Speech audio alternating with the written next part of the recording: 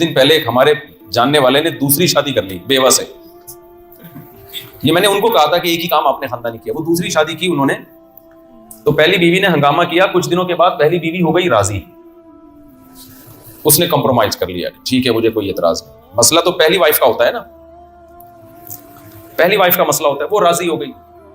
کوئی اس وائف کے دور کے کوئی ریلیٹو, قریب کے بھی نہیں, دور کے کوئی ریلیٹو آئے اور اس سے جھگڑا کر رہے ہیں کہ کیوں کی تم نے, اس نے بیوہ سے کی, اس کے بچے بھی رکھ لیے.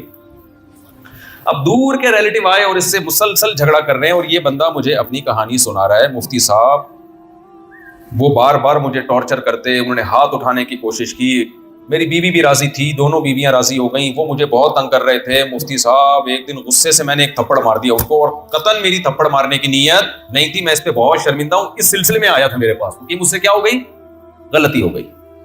1 گھنٹہ اس بندے نے اپنی کہانی سنائی ہوگی, آدھا گھنٹہ 1 گھنٹہ, اور میں بہت شرمندہ ہوں. میں نے کہا یار آپ نے ایک ہی ڈھنگ کا کام کیا تھا تھپڑ والا اس پورے 1 گھنٹے میں, باقی تو سارا ایران توران تھا. ادھر ادھر کی فضول قصے سنا رہے ہو مجھے آپ بیٹھ کے, یہ کر لیا وہ کر لیا, میں نے یوں کہا انہوں نے, سب فضول باتیں. 1 ڈھنگ کا کام کیا ایک تھپڑ والا, اور اس پہ آپ کو شرمندگی ہو رہی ہے, اور جو آدھے گھنٹے سے فضول باتیں کر رہے ہو جس پہ شرمندگی ہونی چاہیے اس پہ شرمندگی ہو نہیں رہی آپ کو. تو کہہ رہے کیا مطلب؟ میں نے کہا بہترین کام کیا آپ نے. وہ کون لگتا ہے جب آپ کی بیوی راضی ہے, اس کے باپ راضی ہے, اس کی ماں راضی ہے, تو وہ چاچے کے ماموں کا پھپھے کا فلانا کا ڈمکانا کون ہوتا ہے آپ کو آ کے ٹارچر کرنے والا. تو جب بھی میں یہ کہتا ہوں نا ایک ہی کام خاندانی کیا ہے, تو مجھے یہ والا واقعہ یاد آتا ہے. تو میں آپ لوگوں سے ایز اے پاکستانی کہتا ہوں, آپ لوگوں نے یہ کام جو کیا ہے نا بہت خاندانی کیا ہے. یہاں آ کے آپ پیسہ کما رہے ہیں, خود بھی کھا رہے ہیں, اور اپنے بچوں کو بھی, فیملی کو بھی سپورٹ کر رہے ہیں. یہ کام آپ نے زندگی میں خاندانی کیا ہے. اس پہ توبہ استغفار نہیں کیجیے گا. بعض دفعہ آدمی ایک نیکی کرتا ہے, توبہ کر کے وہ نیکی ضائع کر دیتا ہے. اللہ کہتا ہے ایک ہی تو نے ڈھنگ کا کام کیا تھا, اس کو بھی تجھے ندامت ہو رہی ہے. لیکن دیکھو ایک بات اچھی طرح سمجھو, اسلام ترقی سے نہیں روکتا, اسلام پیسہ کمانے سے نہیں روکتا, بلکہ حقیقت یہ ہے کہ جب اسلام دنیا میں آیا تو اس وقت دنیا ترقی کے لفظ سے بھی واقف نہیں تھی. یہ جو میں باتیں کر رہا ہوں یہ گورے اعتراف کرتے ہیں. گوروں نے اپنی کتابوں میں یہ باتیں لکھی ہیں کہ جب تک دنیا میں مسلمان نہیں تھے, اسلام نہیں آیا, لوگ عقل استعمال کرتے ہی نہیں تھے. سائنسی ترقی کیا ہوتی؟ کیونکہ ان کے جو مذہبی اسکالرز تھے نا, انہوں نے لوگوں کو الو بنایا ہوا تھا. اگر وہ لوگوں کو عقل استعمال کرنے دیتے تو لوگ ترقی کر دیتے اور مذہب کو چھوڑ دیتے, کیونکہ ان کے مذہب تھے باطل. عیسائیت منسوخ ہو چکی تھی, تعلیمات ختم ہو چکی تھی حضرت عیسیٰ علیہ السلام کی.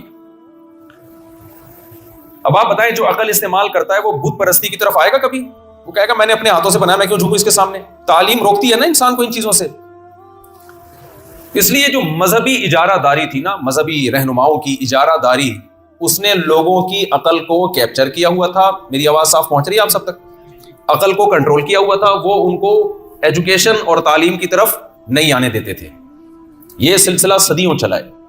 اسلام جب دنیا میں آیا تو اس نے نعرہ ہی کیا لگایا, افلا تعقلون, تم عقل سے کام کیوں نہیں لیتے, لآیات لأولی الالباب, اس کائنات میں نشانیاں ہیں عقل مندوں کے لیے, بے وقوفوں کے لیے اس کائنات میں کچھ بھی نہیں ہے. وسخر لکم ما فی السماوات وما فی الارض, سب کچھ اللہ نے تمہارے لیے بنایا ہے, تو اس کو استعمال کرو بھائی.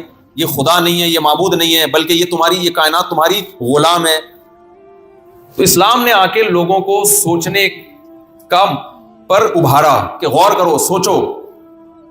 یہ گوروں کی بات کر رہا ہوں میں, میرے پاس اس کے حوالے موجود ہیں.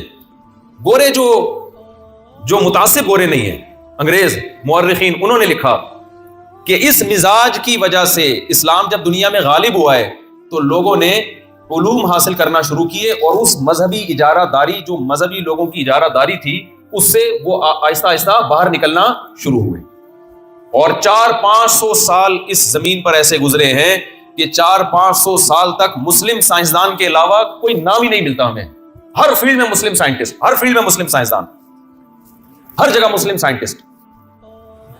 اور جو ہم ماضی کو بنا کے پیش کرتے ہیں نا کہ اندھیروں میں بالکل سائنسی ترقی تو اب ہوئی ہے, ایسا نہیں ہے. یہ ترقی بہت پہلے شروع ہو چکی تھی, اب عروج پہ پہنچی ہے.